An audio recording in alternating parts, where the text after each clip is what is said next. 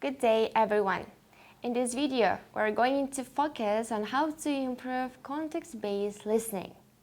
It explores how context influences our understanding of spoken language and introduces strategies for deducing meaning from context.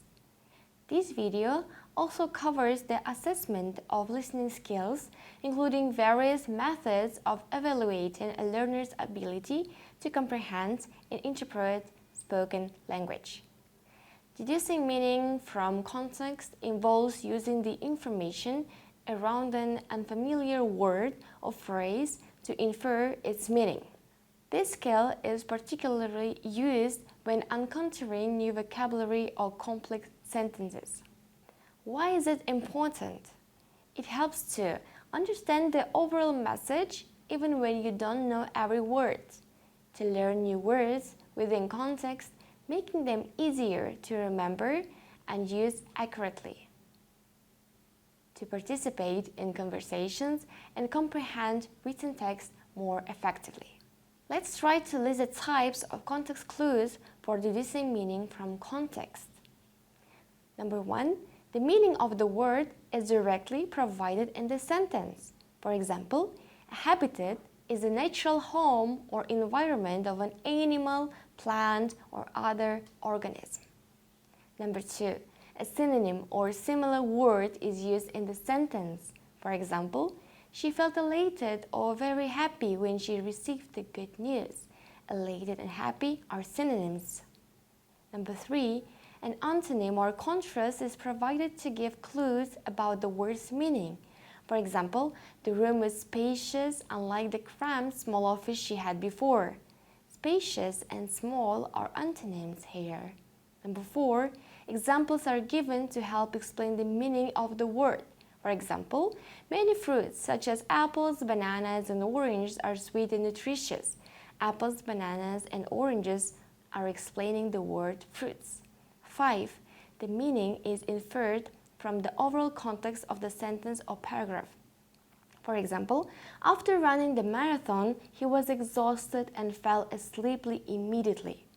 The context suggests that exhausted means very tired. Think back to a time when you were confused about something someone said because you didn't have enough information. Maybe you were in a situation where you didn't understand the background of the conversation. This will help us see how important it is to consider the context of a conversation to understand what we hear. By paying attention to the details around the words, we can decode their meaning and make sense of even complex conversations. Let's explore how understanding the surrounding information or context can help us make sense of what we hear. Let's consider some strategies of deducing meaning from context. So number 1, keywords and phrases. Number 2, tone of voice and intonation. Number 3, nonverbal cues. Imagine the speaker's facial expressions, body language, and proximity. Are you ready to improve listening skills?